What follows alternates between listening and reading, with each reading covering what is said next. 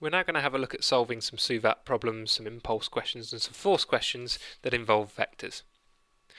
So in our first question here we've got a particle travelling with a given velocity. So I'm going to write down here v is equal to 3I minus j. At time t equals 0 it has a position vector of I plus 2j. So I know that where it was to start with, our r0 position is going to be I plus 2j.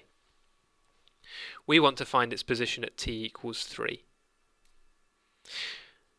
Well, there is only one vector equation that we need to know, and where we're talking about displacement, that's going to be r equals r0 plus vt. So its position at any given time is equal to where it was to start with plus time multiplied by velocity.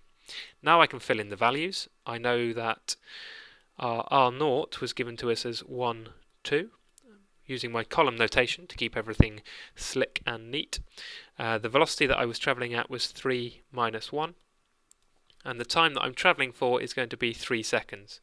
Now I can expand the second column vector to give me 9, negative 3, and then adding these two things together where this column notation really comes into its own, I can see very quickly that's going to give me 10, negative 1, and then reinterpreting that in terms of vectors, that is 10I minus j. Now, it would be hasty of me to move on as the question asked me for the distance from the origin, and what I found at the moment is a displacement. Displacement currently because it involves vectors.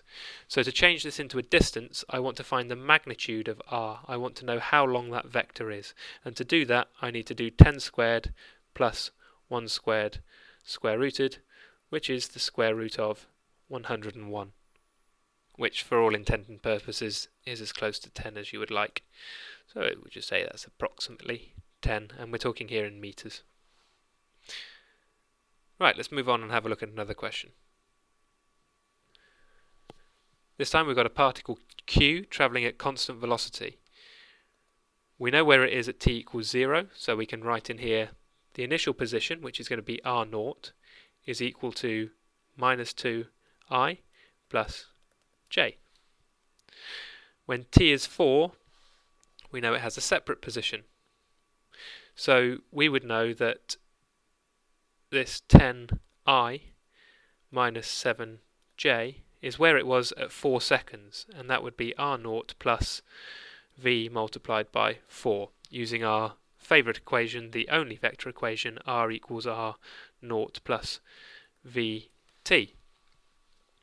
Now we have enough information to solve because I've got my value for r0 here, so all I need to do is substitute that in and then rearrange and solve.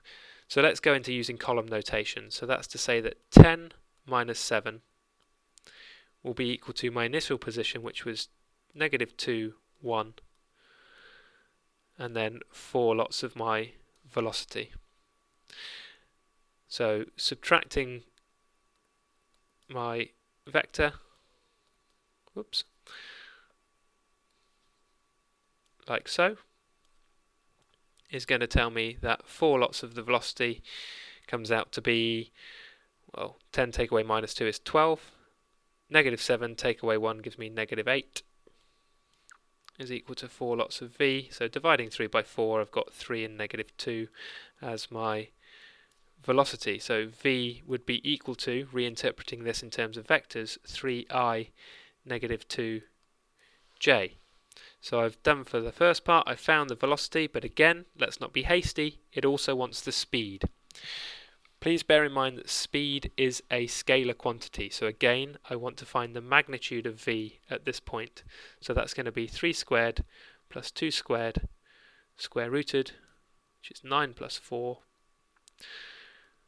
square root of 13, which gives me 3.6. Now again, I've forgotten to do my units here, so we were talking about meters and seconds. Well, we'll just interpret that to be seconds, as I've made these questions fairly poorly, so we'll say that that's meters per second, and we'll also say that this here is meters per second.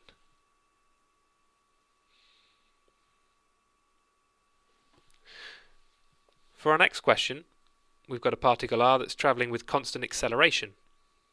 We know that at t equals 2, it has a given velocity, so t equals 2, and then we know that v is equal to 3I minus 5j. and we know that when t is equal to 5, that v is equal to 9I minus 14j. What we need to do here is somehow work out what the acceleration is. Well, as we've said, there's only ever one equation, so we know that v is equal to, in this case, v naught plus acceleration multiplied by time. So filling in some further details, from my first set of information, I know that 3 negative 5 is equal to v naught plus my acceleration multiplied by 2. And from my second equation, I would know that 9 minus 14 would be equal to v naught plus my acceleration multiplied by 5. And what I can see here is that I've got a set of simultaneous equations. I've got two unknowns. I don't know my v naught and I don't know my a. So in order to do this, I need to eliminate my v naught. So what I'm going to do is I'm going to label this equation 2 and this equation 1, and I'm going to say do 2 take away 1. I'm going to take all of the first equation away from the second equation. Now on the right hand side, that's very straightforward to do because my v naughts are going to cancel and I'm going to be left with 3 lots of the acceleration. Now on my right hand side, what do I want to do? I want to do 9 minus 14 subtract 3 negative 5. And if I do that, I get 6 and negative 9 is equal to 3 lots of my acceleration, and dividing 3 by 3, I find out that my acceleration is going to be 2 negative 3, or again interpreting that in terms of i's and j's, that's the same as 2i negative 3j, and that's all we wanted to do in this question, was to find the acceleration. You could use this information then to go back and find its starting velocity by simply substituting this into one of our previous equations, but we don't need to do that, so let's not bother. Moving on to an exam question. So here we've got an example where we've got two ships moving along in a straight line with constant velocity. Initially P is at a point O with position vector relative to Q. What information is really important to us here? We know that ship P is moving with velocity 10j and Q is moving with another velocity. So we've got information in the question here relating to P and Q. So let's pick out the information for P. So where do we have?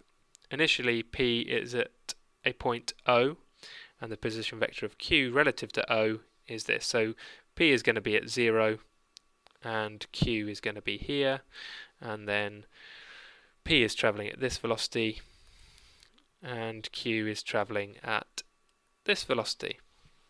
And after a time t hours, the positions of P and Q are given by P and Q respectively. Again, this is another example where there is only one equation that we know, and that's the position at any given time is the position to start with plus its velocity multiplied by time. So we can write down a position for P because that's going to be wherever it started, which was 0, 0, plus its velocity for P multiplied by time. So that's P is equal to, well, we said that was 0 plus its velocity, which was 10j, multiplied by time. And then for Q, we do exactly the same thing. We use its initial velocity, which was 6i plus 12j, and its speed, or its velocity rather, is minus 8i plus 6j multiplied by t. We should tidy this up, and it's probably, again, easier to see if I write this in column notation of 6, 12 minus 8, 6 multiplied by t, because we can add these things together very quickly and say that that's 6 minus 8t and 12 minus 6t. So I can tidy up my equation for Q and say that this is going to be 6 minus 8t I plus 12 minus 6t j. Calculate the distance of Q from P when t is equal to 3.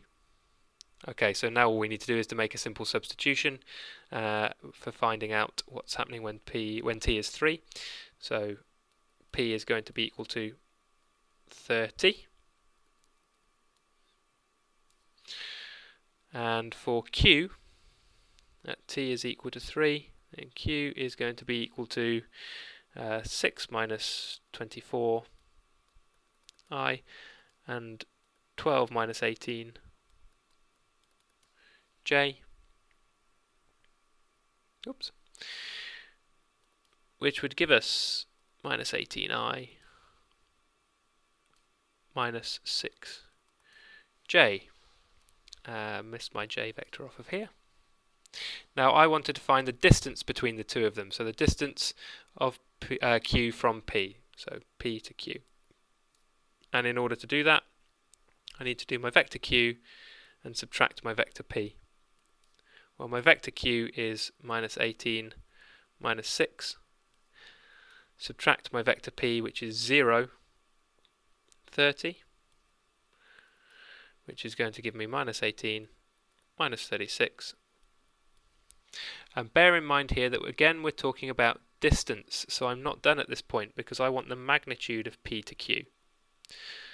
So how do I find that? I need to do 18 squared plus 36 squared square rooted, which becomes 18 squared plus 36 squared square rooted 40.2.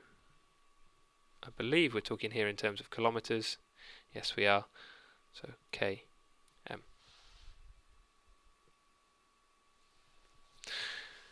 Next up, we've got a particle of mass 2 kilograms is given an impulse. So in this question, we're thinking that I is equal to m lots of v minus u. Now we're talking here in terms of vectors, so that's going to be the vector I, the vector v, and the vector u. M is a scalar. M is just the mass of the object. Again, it's just a case of simply substituting in the values that we've got. I know the impulse is 1412. I know that the mass is 2. And I know that the final speed, I know that the initial velocity is 3, 2. What I don't know is what v is. So dividing both sides of my equation by 2, I've got 7, 6 is equal to v minus 3, 2. Why have I put that as a fraction? It's certainly not a fraction. 3, 2. So adding that on, I get 10 and 8 as my v. Again, I want to find the final speed, so I need the magnitude of v, which means I want the square root of 10 squared plus 8 squared, which is the square root of 164, which is 12.8.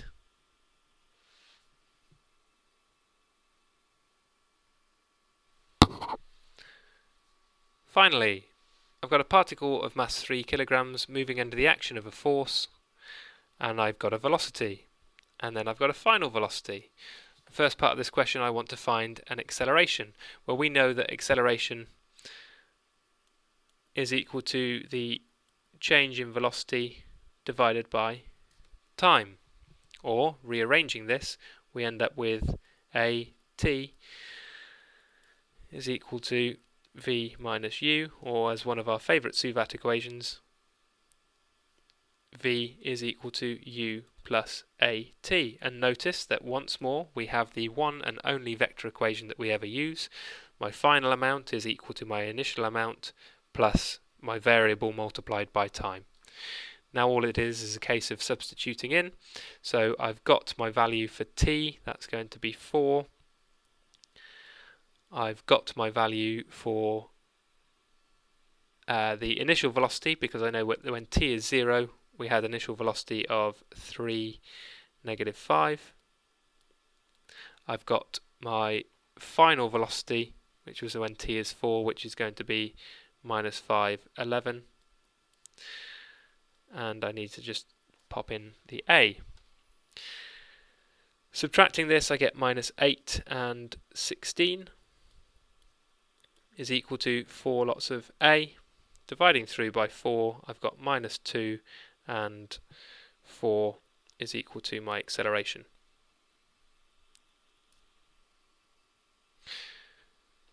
Reinterpreting that in terms of i's and j's, that's minus 2i plus 4j. So that's part 1. For part 2, we want to find the magnitude of the force.